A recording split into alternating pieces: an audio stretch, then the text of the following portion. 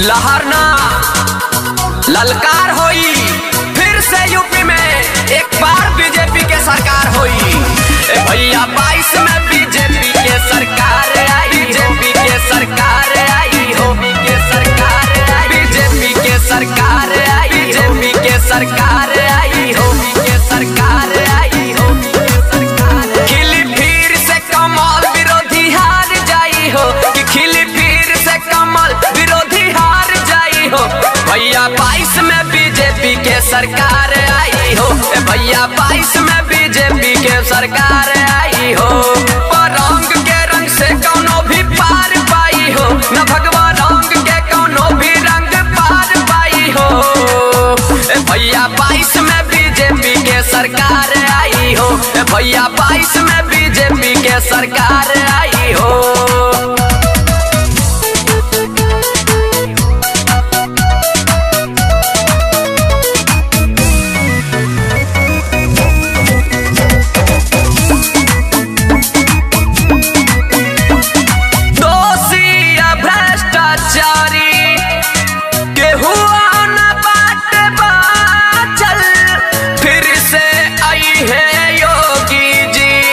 मन में बसब के साचल साचल साचल, दोषी या भ्रष्टाचारी केहू न बाटे बाचल। फिर से आई है योगी जी, मन में बसब के साचल। अब न केहू कुछ योगी जी के बिगाड़ पाई हो, कि अब न केहू योगी जी के कुछ उखाड़ पाई हो। भैया 22 में बीजेपी के सरकार आई हो, भैया 22 में बीजेपी के सरकार आई हो। बीजेपी के सरकार आई, बीजेपी के सरकार आई हो, के सरकार आई हो।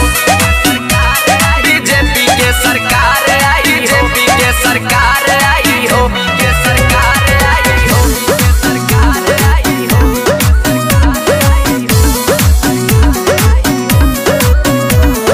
बिजली मुफ्त राशन शौचालय बनवा के कदी होले ई अजूबा हो, सड़कियों बनवा के बिजली मुफ्त राशन शौचालय बनवा के कदी होले ई अजूबा हो, सड़कियों बनवा के। कि खिली फिर से कमल तो रोजगार आई हो, कि खिली फिर से कमल तो रोजगार आई हो। भैया 22 में बीजेपी के सरकार आई हो, भैया 22 में बीजेपी के सरकार आई हो।